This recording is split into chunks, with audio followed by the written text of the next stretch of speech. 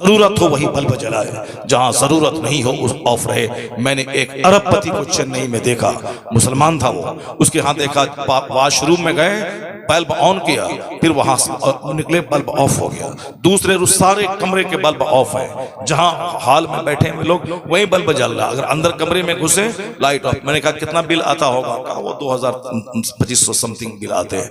2000 उसके लिए तो ऐसी हाथ का मैल है। गरीबों मिस्किनों को 5000, 10,000, 20,000 ऐसे लुटाता रहता है। कोई मौलाना गया किसी काम से, मदरसे का चंदा 10,000, मौलाना को इनाम दे दिया 1,000, या आप अपने खर्चे के लिए रखिए, ये 2,000 मदरसे के लिए रखिए। जिनके पास पैसों की फरावानी है वो बल्ब के ताल्लुक से, बिजली के ताल्लुक से इतना चौकस है, इतना चौकन्ना है। इसी तरह छोटी छोटी बातों से पैसे बचाते हैं, तब दीन की राहों में पैसे खर्च होते हैं। और हमारे यहाँ फरावानी के साथ पैसे फजूलियात में खर्च होते हैं। और जहां दीनी कामों में पैसे की बात आ जाए वहां बखील और महा कंजूस हम बन जाते हैं, कयामत की निशानी बन जाते हैं हम। हुजूर ने फरमाया आखिर ज़माने में बुखालत बढ़ जाएगी, जब हर आदमी अपनी राय को दूसरों से बेहतर समझने लगे, और जब देखना कि लोगों पर बुखालत तारी होने लगे, समझ जाना कि कयामत अब बिल्कुल करीब आ गई है। जरा गौर से सुनिए जो बात मैं कहने जा रहा हूं। मैं भी कहा था कि हमारे लिए मॉडल मुस्तफा की जात है, सरकार दो जहां। हमें किसी के लिए छोड़ा नहीं कि हम दूसरों के मोहताज रहे। हुजूर ने सारी बातें खोल खोल के मैं बता दी। और हम पढ़ते नहीं सरकार की बात, हम पढ़ते नहीं कुरान। मेरा काम है अल्लाह की इबादत, मैं अपने काम पे नजर रखूं, बाकी दुनिया चलाना रब का काम है।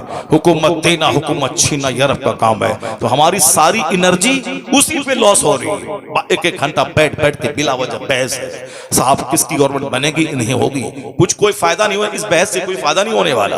मुसलमान टूटे हैं, मुसलमान बिखरे हैं, मुसलमान जात बरादरी के नाम पे, मुसलमान साहब खानदान कबीले के नाम पे बटे हैं, कोई किसी को वोट नहीं देता। ये सारी बातें बोलने से कोई फायदा नहीं है। हर आदमी को अपनी बुराई दूर करके अच्छाई को अपने अंदर क्रिएट करने की जरूरत है, न कि बिला वजह दूसरों की बात उठा करके अपनी महफिल को रंगीन बनाने की जरूरत है। खुद से जितना हो सके आदमी को अच्छा काम करना चाहिए। दूसरा कुछ भी करे हमको उसे बहस नहीं, मुझको अच्छा काम करना है, मुझको यह करना है, चाहे लोग पागल कहें, मुझको नेक बनना है, मुझको अच्छा बनना है, जन्नती बनना है। दुनिया की जिंदगी मेरी मुख्तसर है, जो 2-4 दिन बचे हैं मुझको जन्नत वाला काम करके दुनिया से जाना है। बाकी अल्लाह की दुनिया है, अल्लाह जाने हिंदुस्तान में कौन बनेगा, पाकिस्तान में कौन बनेगा। अल्लाह को सारी दुनिया चलाना है। दुनिया बहुत दिनों से आबाद है, बहुत दिनों तक रहेगी। दुनिया बनाने वाला रब है, मुझे रब की इबादत करनी है, मेरा काम ये था। और अपना काम छोड़ करके, नमाज रोजा छोड़ करके राजनीति कर रहे हैं, राजनीति का चर्चा कर रहे हैं। साहब ये एमएलए है, एक वक्त की नमाज नहीं पढ़ते हैं, झूठ सर से लेके पांव तक झूठ है। ये मुसलमानों का हमदर्द बनते हैं, मगरमच्छ के आंसू बहा रहे हैं। सिर्फ हमसे वोट लेने के बाद 5 साल के बाद फिर दोबारा चेहरा तक नहीं दिखलाएंगे, और ये मुसलमानों का हमदर्द बन रहे हैं। जो अब नमाज का नहीं, जो रोजे का नहीं, जो अल्लाह रसूल का नहीं, वो समाज की क्या खिदमत कर पाएगा? वो अपना कुछ भी नहीं है। वो तो पंडित जी है जो उत्तर प्रदेश का, वो पंडित जी लखनऊ में बैठा हुआ है। वो तो जब मंदिर का महंत था वही लुंगी है, वही कुर्ता है। वो पंडित जी गया पार्लियामेंट में, वही लुंगी वही कुर्ता। वो पंडित जी बैठा लखनऊ के सीएम की कुर्सी पर, वही लुंगी वही कुर्ता। मैंने कहा था उर्स रज़वी के स्टेज से लाखों मुसलमानों को, ये पंडित जी तुम्हारे लिए, ये पंडित जी को दुश्मन हो समझ, ये पंडित जी तुमको जगाने के लिए आया है, ये जगा रहा है। उससे मेरे वो बच्चे सबक हासिल करें।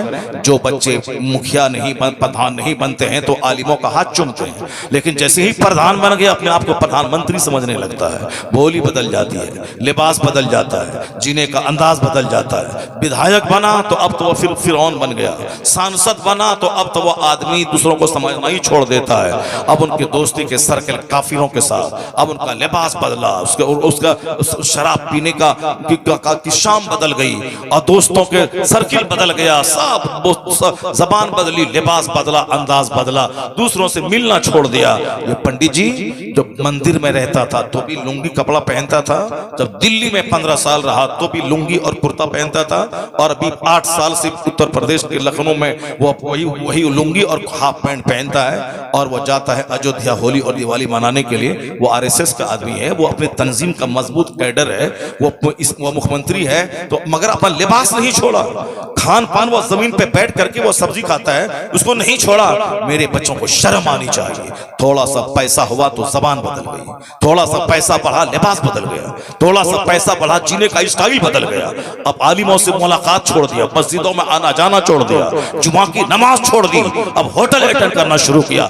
तुम्हें उस पंडित जी से सबक हासिल करना चाहिए और यह कसम खाना चाहिए कि जब ये पंडित जी मंदिर से लेकर के पार्लियामेंट तक, पार्लियामेंट से लेकर सीएम हाउस तक अपना लिबास नहीं छोड़ा, अपने मजहब के साथ वफादार रहा, तो मैं भी चाहे प्रधान रहूं तो भी मुस्तफा का गुलाम रहूंगा, विधायक रहूं तो भी गुलाम रहूंगा, सांसद बनूं तो भी गुलाम रहूंगा, दिल्ली पहुंचूं तो भी गुलाम रहूंगा, और पति बनूं तो भी मुस्तफा का गुलाम, मजदूर रहूं तो भी मुस्तफा का। नारे तकबीर, नारे रिसालत, उलमाए अहले सुन्नत मसलके आला हजरत, नारे तकबीर, नारे रिसालत। सईद अक्लमंद वो है जो दूसरों से नसीहत हासिल करे, जो दूसरों से सबक हासिल करे, दूसरों से सबक हासिल करे। अगर कुछ अच्छाई गैरों में भी हो तो उस अच्छाई को अपने अंदर आदमी को ग्रहण करना चाहिए, अखज़ करना चाहिए। ऐसा नहीं कि सिर्फ निगेटिव पॉइंट रखना चाहिए। हम उम्मीद रखेंगे पंडित जी से कि मेरी मस्जिदों में एसी लगा दे, मेरी मस्जिदों में कालीन बिछा दे, मेरे मदरसों को सोने का बना दे। क्यों बनाएगा वो अपनी तंजीम को मजबूत करेगा, वो जिस तंजीम से रिलेटेड है वो अपना काम करेगा। तुम मुसलमान है, तुम अगर डीएम बन गया अपने मदरसों का ख्याल रख, तुम अगर अरबपति बन गया अपने गरीब भाइयों का ख्याल रख, तुम अपने इस्लामी लिबास का ख्याल रख, अपने घर में तिलावत और इबादत का ख्याल रख। तो वो अगर नाचे गाएगा तुम भी नाचे गाएगा नहीं, वो नाचना उसको चाहिए तो शराफत उसमें आ गई, और जिनको शरीफ बनना चाहिए वो नाचने लगा। जरा गौर से सुनिए, सरकार दो जहां की सुन्नतों की पैरवी में दोनों जहान की भलाई का राज छुपा हुआ है। सरकार अपने मकसद हयात पे नजर रखिए, बाकी हुकूमत किसकी बनेगी अल्लाह का काम है। अल्लाह नमरूद को सल्तनत देना भी जानता है, और नमरूद जब खुदाई का दावा करे तो एक छोटे मच्छर से तड़पा तड़पा के मारना भी जानता है। मेरा खुदा फिरौन को मिस्र का हाकिम बनाना भी जानता है, और 400 साल की लंबी छूट देना भी जानता है। और अगर उसके दिमाग में कीड़ा काटे कि मैं खुदा हो गया, लोग मेरी परस्तिश करें, तो उसे पानी में डुबा के तड़पा के मारना भी जानता है। मेरा खुदा वो है जो कारून को बेपनाह खजाना देना भी जानता है, और अगर दिमाग में कीड़ा काटे उसके तो सारे खजानों समेत जमीन में धसाना भी जानता है। मेरा खुदा वो है जो अबू जहल को कुरैश का सरदार बनाना भी जानता है, और अगर दिमाग में कीड़ा काटे मुस्तफा के कत्ल का प्लान बनाए, उसे 2 बच्चों के हाथों मैदान बद्र में जलील करके मारना भी जानता है। इसलिए कभी भी नर्वस होने की जरूरत नहीं, अपने रब से रिश्ता मजबूत रहे, कुरान पाक की तिलावत डेली रहे, नमाज पंजगाना पाबंदी से अदा हो, चाहे जनाजा घर से निकले तो भी नमाज न छूटे, चाहे बारात घर से निकले तो भी नमाज न छूटे, हर हाल में पाबंदी से नमाज अदा हो। बाकी फिर इंतजार करें, जो रब कल के नमरूद को नहीं छोड़ा है वो आज के नमरूद को भी नहीं छोड़ेगा, जो रब कल के फिरौन को नहीं छोड़ा है वो आज के फिरौन को भी नहीं छोड़ेगा, जो रब कल के कारून को नहीं छोड़ा है वो आज के कारून को भी नहीं छोड़ेगा, जो रब कल के अबू जहल को नहीं छोड़ा है वो आज के अबू जहल को भी नहीं छोड़ेगा। मेरे रब का कानून है कि मैं नेमतें देता हूं, जब बंदा नेमतों की नाशुक्री करता है, उसका गलत इस्तेमाल करता है, तो हम उससे नेमतें छीन लेते हैं। तो कल गरीब का बच्चा था नमरूद, उसे दुनिया का हाकिम बना दिया, लेकिन जब सजदा करवाने लगा एक मामूली मच्छर से तड़पा तड़पा के मार दिया। तो आज भी जो लोग नेमतों में खेल रहे हैं, जिनके पास सेहत है, जिनके पास दौलत है, जिनके पास मुलाजमत है, जिनके पास नौकरी है, जिनके पास हिंदुस्तान की कमान है, वो न समझे कि मेरा अपना हक था जो मुझको मिल गया, वो समझ लें कि वो आजमाइशों में गिरफ्तार है, उसको आजमाइशों में डाल दिया गया है। इतनी बड़ी नेमत है, उसका शुक्र अदा करें, गरीबों को हक दिलाएं, लोगों को मत सताएं, समाज में दूध का दूध पानी का पानी फैसला करें, समाज के सारे शहरियों को अपनी औलाद के समान उसको माने, और भेदभाव बरतना छोड़ दें, और सब कुछ छोड़ दें। वर नहीं, मेरा कुरान कहता है बादशाहत देने वाला खुदा और बादशाहत छीनने वाला खुदा, तो जहां थे वहीं दोबारा अल्लाह पहुंचा देगा, क्योंकि मेरा खुदा इतना बड़ा है जिनका कमाल कभी सवाल पजीर नहीं होता। हर आने वाला दिन एक नई शान का वो मालिक है। कुल्ल यौमिन हवा फी शान है मेरा खुदा, तमाम कमालात का जाम है मेरा खुदा। यानी अब मेरा खुदा इतनी ताकत का मालिक है, उसके नजदीक 400 साल 4 मिनट है, 14 साल 14 सेकंड भी नहीं है। वह बादशाह अगर देना जानता है तो फिर कुर्सी छीन कर हाथ में कटोरा दे के भीख मंगवाना भी जानता है। कुलिल्लाहुम्मा मालिकल मुल्क तूतिल मुल्क मन तशा व तनज़िउल मुल्क मिम्मन तशा व तुइज़्ज़ु मन तशा व तुज़िल्लु मन तशा बियदिकल खैर इन्नका अला कुल्लि शैइन क़दीर। अरब के बकरी चराने वालों को अल्लाह ने रूम का हाकिम बना दिया, अरब के खाना बदोशों को अल्लाह ने ईरान का हाकिम बना दिया। जब उनको जज्बा पैदा हुआ कि मुझको अल्लाह की जमीन पे अल्लाह का निजाम कायम करना है, तो वो निकल के कश्ती में आग लगा दी। या तो अब यहाँ इस स्पेन में मेरी कब्र बनेगी, दुश्मनों से लड़ते लड़ते मैं मर जाऊंगा, या फिर इस्लाम का झंडा मैं गाड़ दूंगा। तो जो अब मरने के लिए जाता है शहादत पाने के लिए कि दोबारा लौट के घर नहीं आना है, कश्ती में आग लगा देनी है, फतह तो उसी का कदम चूमती है। यानी जो बिल्कुल डेडिकेटली वह साहब डेडिकेशन के साथ लड़े। जैसे मुस्लिम और काफिर में जब भी जंग होती है, काफिर अपना जान बचाना चाहता है और मुस्लिम जान दे के शहादत पाके जन्नत जाना चाहता है। और जो जान देने जाएगा वह बुज़दिली नहीं दिखाएगा, और जो जान बचाने जाएगा वह सोचेगा जंग भी जीत लें और जान भी बचा लें।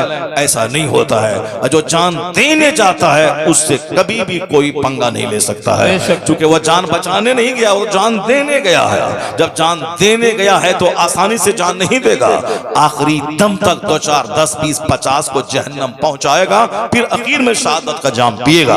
ये हमारे बुजुर्गों ने तुमको भी समझाया है।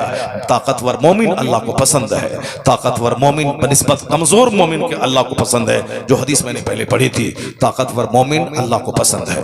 ताकतवर मोमिन अपनी बीवी को खुश रखेगा, ताकतवर मोमिन 5 वक्त नमाज पाबंदी से पढ़ेगा, ताकतवर मोमिन मक्का से अरफात 17 किलोमीटर दूर पैदल चल के हज करेगा और हर कदम पे 6 करोड़ नेकी मिलेगी।